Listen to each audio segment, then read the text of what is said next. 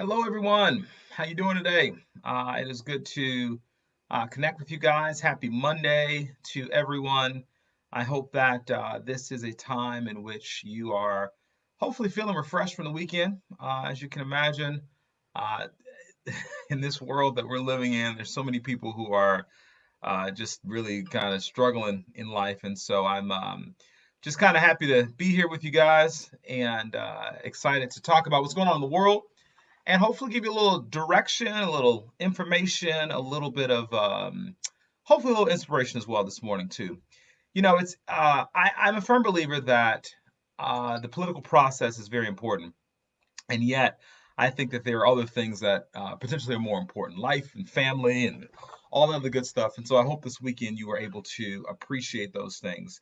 We're going to talk today about the Supreme Court, what's going on with the Supreme Court.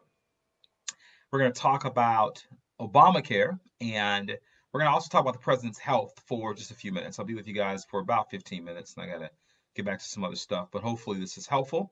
And I think that we have to continue talking about and engaging in the political process. Otherwise, guys, we are really ignorant of what's happening in the world. And I think that in order to be a democracy where the people rule, the people have to be educated and informed. So I hope to be able to do that. So let's talk about the Supreme Court this morning because I want to talk about Obamacare first and foremost. And let's talk about the Supreme Court. Supreme Court starts a new term this week, actually. And so what's happening as a result of the Supreme Court starting their new term is that they are taking up the case of Obamacare for the third time. Now, let me break this down for you guys real quickly. Like I said, this is going to be about 15 minutes. I just want to lay out some thoughts and some things that I think will give us some direction in terms of how these issues affect us on a daily basis. So, the Supreme Court, as you know, there are three branches of government: legislative, executive, and judicial. Legislative makes the laws. Executive does what? Enforces the laws. I could have let you guys type that in if you wanted to, but judicial branch, what it does is interprets the laws. And so I make the case all the time that the judicial branch may be the most powerful level of government because really the buck stops here oftentimes. And so the Supreme Court has ruled a number of cases. Plessy versus Ferguson in 1896 that said that separate but equal schools were constitutional. Brown versus Board 1954 that said they were unconstitutional. Furman versus Georgia 1972 said the death penalty would be legal. 1973, Roe v. Wade legalized abortion. You can go through 2008, the Heller versus DC case that made guns more prevalent in the United States. In localities like Chicago and DC. Well, Chicago had its own case right after that a year later. But the Supreme Court will impact your life whether you know about it or not. So understand that even during the civil rights movement, ladies and gentlemen, the Supreme Court was really, the court battles were a real strategy for the activists to push their agenda. So you have to have whatever agenda you have, you must understand that these courts matter and the courts mean something. So this week, Supreme Court is starting a new term. First term after RBG is gone, and they're going to be taking up a couple cases. I'm going to share with you a couple of them, but I really want to camp out on one, and that's the Obamacare one. So they're going to be taking up a case about Arizona, the state of Arizona. There are voting restrictions in the state of Arizona right now. If ballots, say, for instance, end up in the wrong location, those ballots are thrown out. This has been a issue of potential voter suppression because they've had thousands of ballots thrown out in the last election and predominantly from Democratic and minority areas. This is consistent with American history. This is not anything new. And so the Supreme Court is taking up the state of Arizona's ability to continue this practice that many people think is discriminatory. The Catholic Social Services in Philly are fighting a First Amendment case around the question of whether they can, as a religious institution, promote adoptions consistent with their religious beliefs. It's a very, very interesting and important case. And it really will say a lot about what people's rights are in terms of the First Amendment, freedom of religion, and where does that buffer up against people's other rights that exist in the society. And so it'll be a very, very interesting case to watch. But I want to talk about Obamacare, and I want to give you guys a quick lesson on the history of the Obamacare healthcare mandate, because, guys, this is critical. When President Obama came to office, there were 47 million people with no health insurance. Now, if you don't understand why the health insurance issue is so important, all you got to do is think about the fact that we're in a global pandemic where over 7 million people have tested positive for this virus. Over 200,000 have died. The president of the United States, the first lady of the United States, the former governor of New Jersey, Chris Christie, tested positive. I just heard that Cam Newton from the New England Patriots just tested positive. You go throughout, I know The Rock tested positive, Dwayne Johnson. And so this virus it does not discriminate. It doesn't matter how much money you have. It doesn't matter what your race is. It doesn't matter where you live. This virus can destroy your life. Now, in some situations, people get the virus and it goes away quickly. Other situations, people are in a place or space where it really causes much damage. And so, where the president is, we don't know right now. We know that the White House has given mixed messages on his health, etc. And last week I made a video saying that we should not gloat. I think actually there's even a biblical concept. Not I think, I know, I just read it. It's Proverbs 24 that says that we should not gloat when your enemy falls. Do not let your heart rejoice when he stumbles. The Lord will see it and disapprove and turn his wrath away from him. So I think, whether you consider Trump an enemy or not, however you look at it, I don't think people should be gloating about this. I think that time will tell what happens. And I believe in divine intervention. So having said all that, so healthcare is important.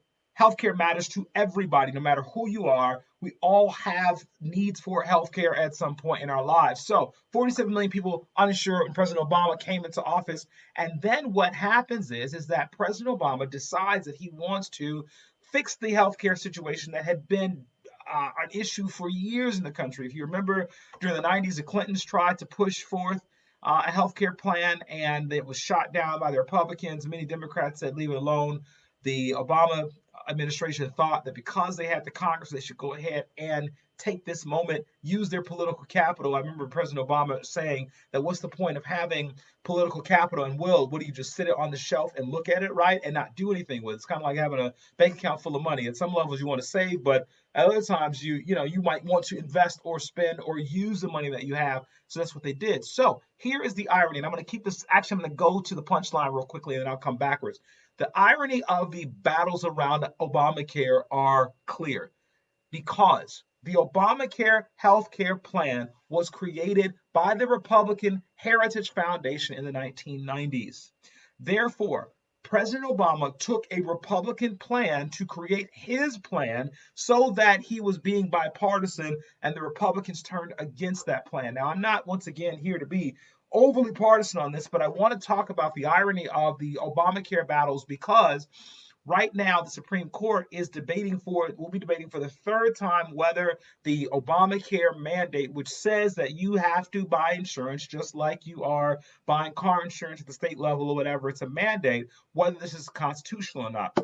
Chief Justice Roberts said ultimately that was the equivalent of a tax, and that was how even a conservative court pushed forth the Obamacare mandate. Now, what you're seeing is, so back to the original story, Obama tried to, originally they were going to do a public option. As you know, the public option would have given a public health care option so that you would have private insurance, public insurance. That was shot down. I remember, if you guys remember, back in the early 2010s, or about 2009, so around there, where they had all these town hall meetings. People were upset and they were mad. They did not want the public option. So Obama dropped that idea. He dropped the idea of a single payer system, which is what Bernie Sanders and folks in his camp would really, really want, which may be what we may need. We'll talk about that later. But we go from the single payer system to the public option.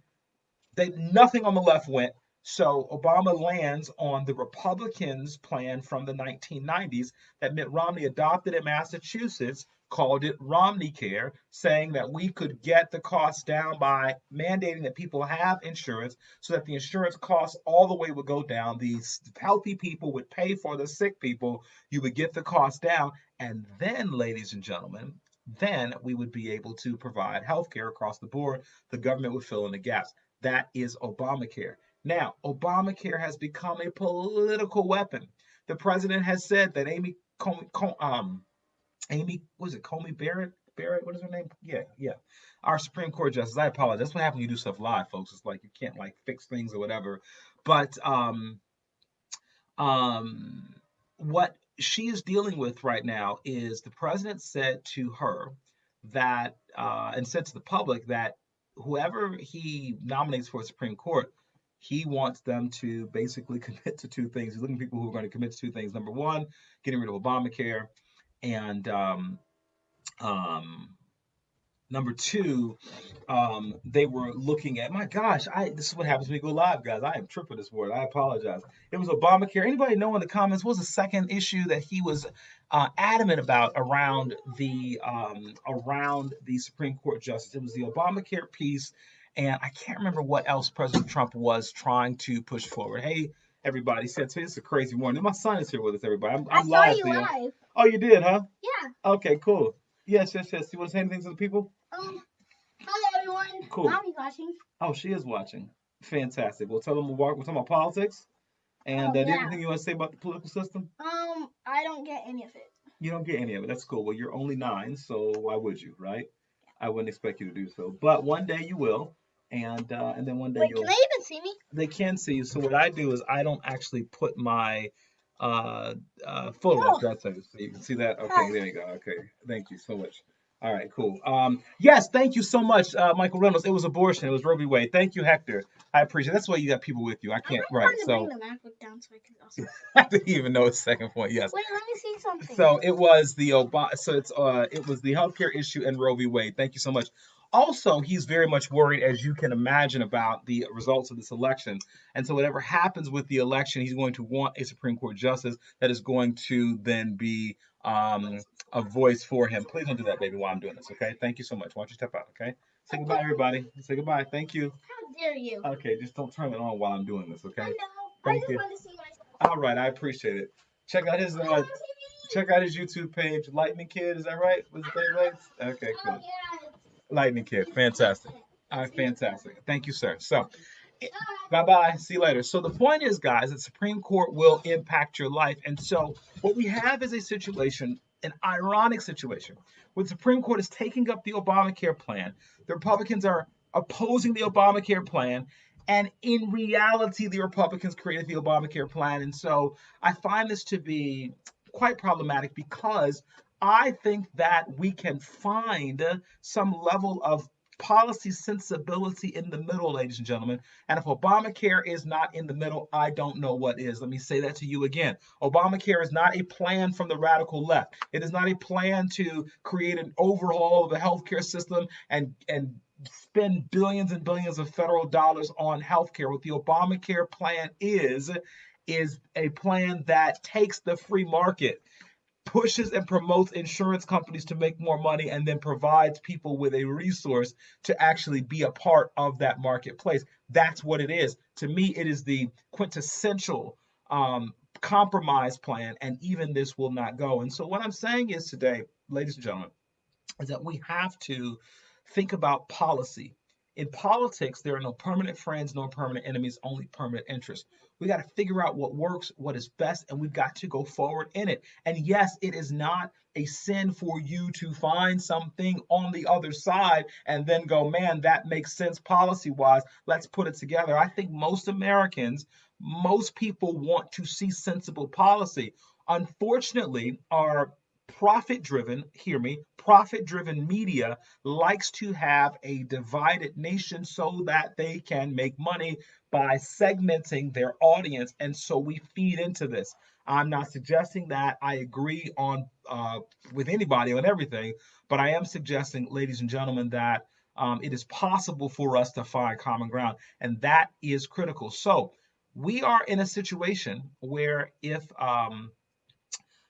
Trump gets to go ahead and make this nomination, well, he actually's done it already, and she gets confirmed, which she most likely will, we'll have 6 conservative justices and 3 liberal justices. Now, what will happen from there? I don't know. I will tell you, however, that I am hopeful and faithful that, man, this too shall pass, guys. We're in a crazy, crazy time. But I do think that as we, the people who are in control, we, the people who have authority, we, the people who have the ability to move forward our democracy, as we hold our leaders accountable, then I think this ship will survive and it will go forward. But if it does not, And if we continue to move towards oligarchy and aristocracy in which the people are really lost and the few powerful folks run the system, then we are in trouble. So my encouragement to you every day, all of you guys, is to vote. Vote smart, pay attention, educate yourself, and engage in the process. Take care of your family. Be a person of goodwill. I'm a person of faith. I say this 1,000 times over. I think that those principles of faith, of love, and courage and service are critical to our society. And yet, I think as well, we have to find ways to engage politically in a sophisticated manner, because if we do not, guys, we leave the governance up to those who would want to manipulate and abuse us. There's an old phrase in politics that says, if you're not at the table, you are on the menu. And the question is, do you want to be at the table or do you want to be on the menu? Have a great day, everybody. I hope that this was helpful. How do we vote morally and in best policy? Veronica, that is an excellent question. Um, that is an excellent question. Let me answer that one on Wednesday, but I'll tell you very quickly. Actually, I'll give you a short answer. I don't think the two ideas are mutually exclusive. I think public policy can be moral. Public policy, I believe, is a moral decision because you're determining what is right for a society. And so I think too often Americans make decisions based on what their own interests are when it comes to politics. I think we've got to begin to elevate our look at the political process and begin to then figure out what is best for the society, not just for us. Early voting does start in Illinois this month. Actually, it started officially 4 days ago if you want to go downtown, but in your localities in Illinois, it starts on October 14th. Go vote. But before you vote, votesmart.org, ontheissues.org, ballotready.org. Check out the websites, people. Don't go in there blind. Do not go in there blind. Don't play a game of any, mini, miny, mo. Have a great day, everyone. I'll talk to you soon. Bye-bye.